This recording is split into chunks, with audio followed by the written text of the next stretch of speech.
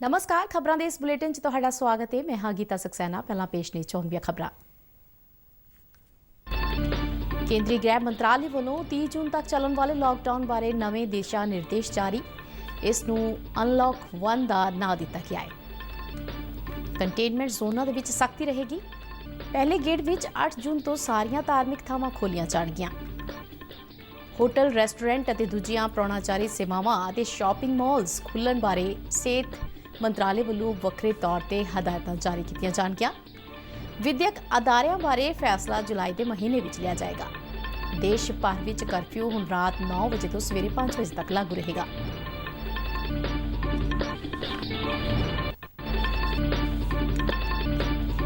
प्रधानमंत्री नरेंद्र मोदी ने देशवासियों के नाम खुले पत्र के विच सरकार दीयां प्राप्तियां अते योजनावां दा जिक्र किया।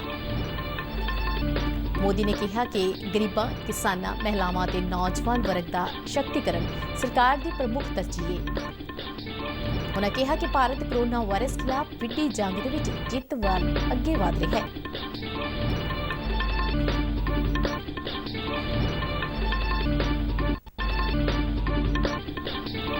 देश भर च कोरोना वायरस नाल सेहतयाब होने वालों का आंकड़ा 47.4% तक पुजा। पंजाब विच कोविड-19 के 2233 केसां विचों 1967 लोग सेहतयाब हुए।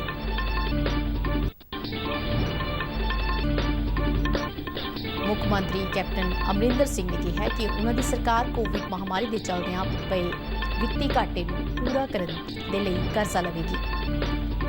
सूबे के किसानों को मुफ्त बिजली मिलती रहेगी। ते हुण खबरां विस्तार नाल।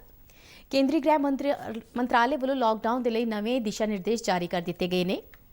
यह लॉकडाउन 30 जून तक चलेगा और इसनू अनलॉक 1 का नाम दिता गया है। कंटेनमेंट जोनों के सख्ती रहेगी और पड़ावा ढंग के नाल छूटां दित्तियां जाणगियां। पहले गेड़ के 8 जून तो सारियां धार्मिक थावां खुलियां जाणगियां। होटल रेस्टोरेंट और दूजियां प्राणाचारी सेवावां की शुरुआत भी हो जाएगी। शॉपिंग मॉल्स भी खोले जाएंगे।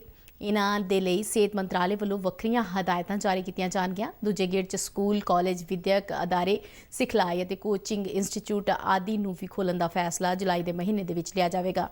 इस दे लई सारे सूबियां दीयां सरकारां, केंद्र शासित प्रदेशां, संचालक संस्थावां, विद्यार्थियों के मापे ਅਤੇ होरना संबंधित धिरां दे नाल विचार वटांदरा किया जाएगा। तीजे गेड़ दे विच कौमांतरी उड़ाना, मैट्रो रेल, सिनेमा घरां, जिम, स्विमिंग पूलां, मनोरंजन पार्कां, थिएटरां, बार और ऑडिटोरीयम नूं खोलिया जाएगा। इन्हां नूं खोलण तो पहलां उस वेले की स्थिति की समीक्षा भी की जाएगी। तीजे गेड़ दे विच ही समाजिक, सियासी, खेड, मनोरंजन और सभ्याचारक सरगर्मियां नूं खोलण बारे कोई अंतिम फैसला लिया जाएगा। देश भर दे विच रात का कर्फ्यू अजे भी जारी रहेगा। इस दे समय दे विच कुछ बदलाव किया गया है। हुण रात 9 बजे तो सवेरे 5 बजे तक जरूरी काम तो बिना बाहर निकलण ते पाबंदी रहेगी। लॉकडाउन 4 तक रात के कर्फ्यू का शाम 7 बजे तो सवेरे 7 बजे तक रहेगा। गृह मंत्रालय वालों जारी हदायतों के कहा गया है कि सारे कंटेनमेंट जोनों के लॉकडाउन 30 जून तक जारी रहेगा। कंटेनमेंट जोन की शनाख्त जिला अधिकारियों वालों की जाएगी। कंटेनमेंट जोन के सिर्फ जरूरी सरगर्मियां की छूट होगी। कंटेनमेंट जोन के लॉकडाउन नियमों को सख्ती नाल लागू करने के लिए कहा गया है। डॉक्टरी एमरजेंसी तो इलावा किसी भी व्यक्ति को कंटेनमेंट जोन तो बाहर जाण जां कंटेनमेंट जोन के आउण की इजाजत नहीं होगी। सूबे अपने पद्धर ते बफर जोन की भी शनाख्त कर सकते हैं। गृह मंत्रालय वालों कहा गया है कि स्थिति को ध्यान च रखदियां जे सूबियां जां केंद्र शासित प्रदेशों वालों कंटेनमेंट जोन तो बाहर कुछ सरगर्मियां ते रोक लगाउण की लोड़ महसूस होंदी है तां ओह अजिहा अपने पद्धर ते ही कर सकते हैं। एक तो दूजे सूबे दे विच जाण दे लई पास की लोड़ नहीं होगी। कोविड-19 के प्रबंधन के लिए कौमी हदायतां अनुसार फेस मास्क और समाजिक दूरी के नियमों की पालना लाजमी होगी। प्रधानमंत्री नरेंद्र मोदी ने अपनी मौजूदा सरकार के 1 साल पूरा होने ते अपनी सरकार दीयां प्राप्तियां ते लोकां दे सहयोग और समर्थन का लेखा जोखा करदियां जनता के नाम एक खुली चिट्ठी लिखी है। इस चिट्ठी के प्रधानमंत्री ने कहा है कि उन्होंने सरकार के कार्यकाल दौरान जिथे विश्व के विच भारत की आन बान ते शान वधी उत्थे उन्होंने गरीब लोगों के खाते खोल के उन्होंने मुफ्त गैस कनैक्शन ते बिजली कनैक्शन दे के पखाने ते मकान बनवा के गरीबों का मान वधाया। अपनी चिट्ठी के प्रधानमंत्री ने राष्ट्रीय सुरक्षा के लिए सर्जिकल स्ट्राइक, एयर स्ट्राइक आदि अहम प्राप्तियों गिनाउंदियां 1 rank 1 pension, 1 nation 1 tax, GST, खेती जिणसां दी MSP दियां किसानां दियां सालां पुराणियां मंगां नूं ਪੂਰਾ ਕਰਨ ਵਰਗੇ ਕੰਮ ਗਿਣਾਏ।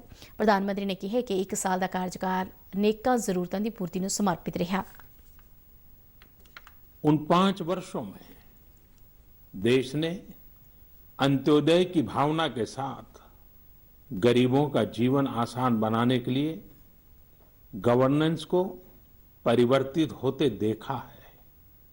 उस कार्यकाल में जहां विश्व में भारत की आन बान शान बढ़ी, वहीं हमारे गरीबों के बैंक खाते खोलकर, उन्हें मुफ्त गैस कनेक्शन देकर, मुफ्त बिजली कनेक्शन देकर, शौचालय बनवाकर, घर बनवाकर गरीब की गरिमा भी बढ़ाई।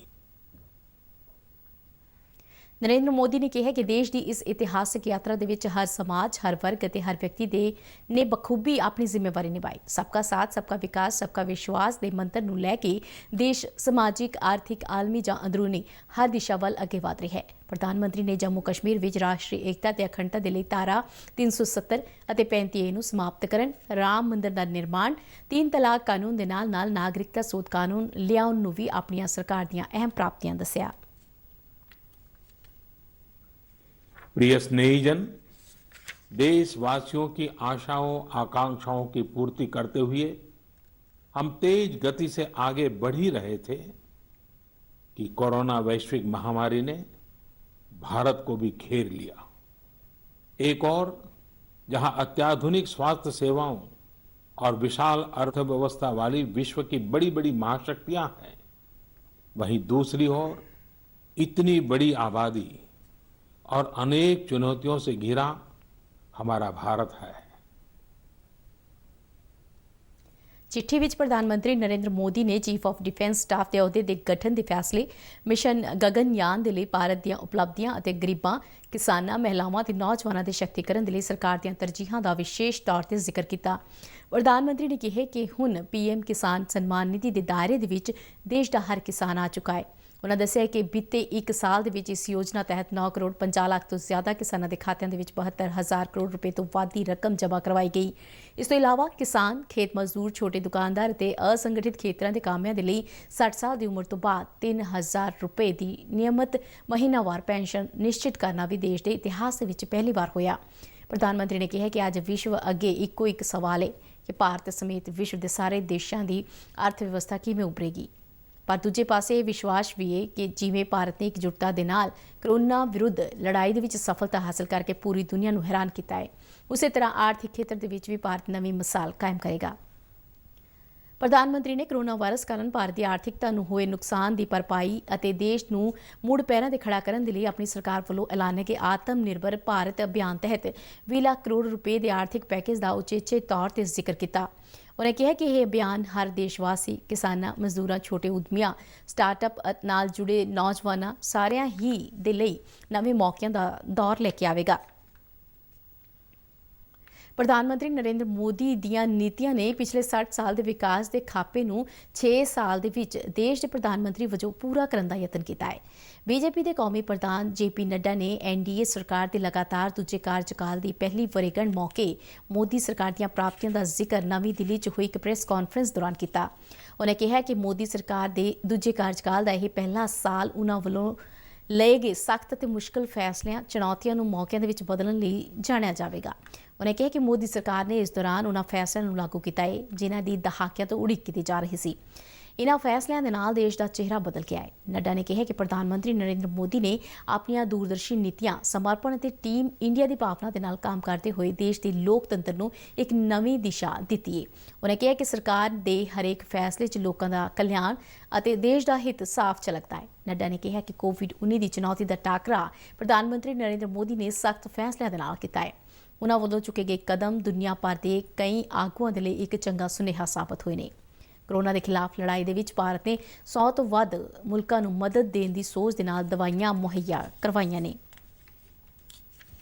भारत स्वावलंबी हुआ, आत्मनिर्भर भारत और आत्मसम्मान के साथ भारत की छवि दुनिया में बनी। यह मोदी जी के नेतृत्व के कारण हुआ है। हम यह भी जानते हैं कि पिछले 6 वर्षों में जो 7 दशक का गैप था उस गैप को 6 सालों में पूरा करने का प्रयास हुआ है। ਪ੍ਰਧਾਨ ਮੰਤਰੀ ਨਰਿੰਦਰ ਮੋਦੀ ਭਲਕੇ ਆਕਾਸ਼ਵਾਣੀ ਤੇ ਆਪਣੇ ਬਹੁਚਰਚਿਤ ਪ੍ਰੋਗਰਾਮ ਮਨ ਕੀ ਬਾਤ ਤਹਿਤ ਲੋਕਾਂ ਦੇ ਰੂਬਰੂ ਹੋਣਗੇ।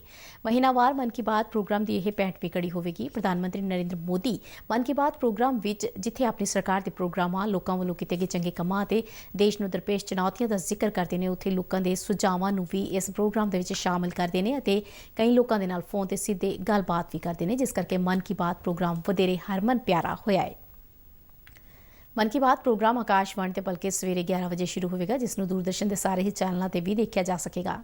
ਮਨ ਕੀ ਬਾਤ ਪ੍ਰੋਗਰਾਮ ਦੇ ਤੁਰੰਤ ਬਾਅਦ ਡੀਡੀ ਪੰਜਾਬੀ ਤੋਂ ਇਸ ਪ੍ਰੋਗਰਾਮ ਦਾ ਖੇਤਰੀ ਭਾਸ਼ਾ ਦੇ ਵਿੱਚ ਰੂਪਾਂਤਰ ਪ੍ਰਸਾਰਿਤ ਕੀਤਾ ਜਾਵੇਗਾ, ਜਿਸ ਨੂੰ ਡੀਡੀ ਪੰਜਾਬੀ ਦੇ ਦਰਸ਼ਕ ਰਾਤ 8 ਵਜੇ ਮੁੜ ਵੇਖ ਸਕਣਗੇ। ਦੇਸ਼ ਭਰ ਦੇ ਵਿੱਚ ਕਰੋਨਾ ਵਾਇਰਸ ਦੀ ਪੁਸ਼ਟੀ ਵਾਲੇ ਮਾਮਲਿਆਂ ਦੀ ਗਿਣਤੀ 1,73,763 ਹੋ ਗਈ ਹੈ। ਸਿਹਤ ਮੰਤਰਾਲਾ ਵੱਲੋਂ ਦਿੱਤੀ ਗਈ ਜਾਣਕਾਰੀ ਮੁਤਾਬਕ ਕੁੱਲ ਮਾਮਲਿਆਂ ਦੇ ਵਿੱਚੋਂ 86,422 ਐਕਟਿਵ ਕੇਸ ਨੇ, ਜਦਕਿ 82,370 ਮਰੀਜ਼ ਸਿਹਤਯਾਬ ਹੋ ਚੁੱਕੇ ਨੇ। ਕਰੋਨਾ ਵਾਇਰਸ ਨਾਲ ਹੁਣ ਤੱਕ 4,971 ਮੌਤਾਂ ਹੋ ਚੁੱਕੀਆਂ ਨੇ। ਸਿਹਤਯਾਬ ਹੋਣ ਵਾਲੇ ਮਰੀਜ਼ਾਂ ਦੀ ਦਰ 47.4% ਦਰਜ ਕੀਤੀ ਗਈ। ਕੱਲ੍ਹ ਦੇਸ਼ ਭਰ ਦੇ ਵਿੱਚ 11,264 ਵਿਅਕਤੀ ਸਿਹਤਯਾਬ ਹੋਏ, ਜਦਕਿ ਕੋਵਿਡ-19 ਦੇ 7,964 ਦੇ ਨਵੇਂ ਮਾਮਲੇ ਸਾਹਮਣੇ ਆਏ ਸਨ। ਮਹਾਰਾਸ਼ਟਰ ਵਿੱਚ ਕਰੋਨਾ ਵਾਇਰਸ ਦੇ ਕੁੱਲ ਮਾਮਲੇ 62,228 ਹੋ ਗਏ ਨੇ, ਜਿਨ੍ਹਾਂ ਵਿੱਚੋਂ 33,133 ਐਕਟਿਵ ਕੇਸ ਨੇ। ਮਹਾਰਾਸ਼ਟਰ ਦੇ ਵਿੱਚ ਹੁਣ ਤੱਕ 2,098 ਲੋਕਾਂ ਦੀ ਮੌਤ ਹੋ ਚੁੱਕੀ ਹੈ, ਜਦਕਿ 26,997 ਵਿਅਕਤੀ ਸਿਹਤਯਾਬ ਹੋ ਚੁੱਕੇ ਨੇ। ਤਾਮਿਲਨਾਡੂ ਵਿੱਚ ਹੁਣ ਤੱਕ 20,246 ਕੇਸਾਂ ਦੀ ਪੁਸ਼ਟੀ ਹੋਈ ਹੈ ਅਤੇ 11,313 ਮਰੀਜ਼ ਸਿਹਤਯਾਬ ਹੋ ਚੁੱਕੇ ਨੇ। ਦਿੱਲੀ ਵਿੱਚ ਕਰੋਨਾ ਵਾਇਰਸ ਦੇ ਕੁੱਲ ਕੇਸ 17,386 ਹੋ ਗਏ ਨੇ ਅਤੇ 398 ਲੋਕ ਆਪਣੀਆਂ ਜਾਨਾਂ ਗਵਾ ਚੁੱਕੇ ਨੇ। ਗੁਜਰਾਤ ਦੇ ਵਿੱਚ 15,934 ਕੇਸਾਂ ਦੀ ਪੁਸ਼ਟੀ ਹੋਈ ਹੈ ਅਤੇ 980 ਮਰੀਜ਼ਾਂ ਦੀ ਮੌਤ ਹੋ ਚੁੱਕੀ ਹੈ। ਗੁਜਰਾਤ ਵਿੱਚ ਕੋਵਿਡ-19 ਦੇ 6,343 ਐਕਟਿਵ ਕੇਸ ਨੇ ਅਤੇ 8,611 ਮਰੀਜ਼ ਸਿਹਤਯਾਬ ਹੋ ਚੁੱਕੇ ਨੇ।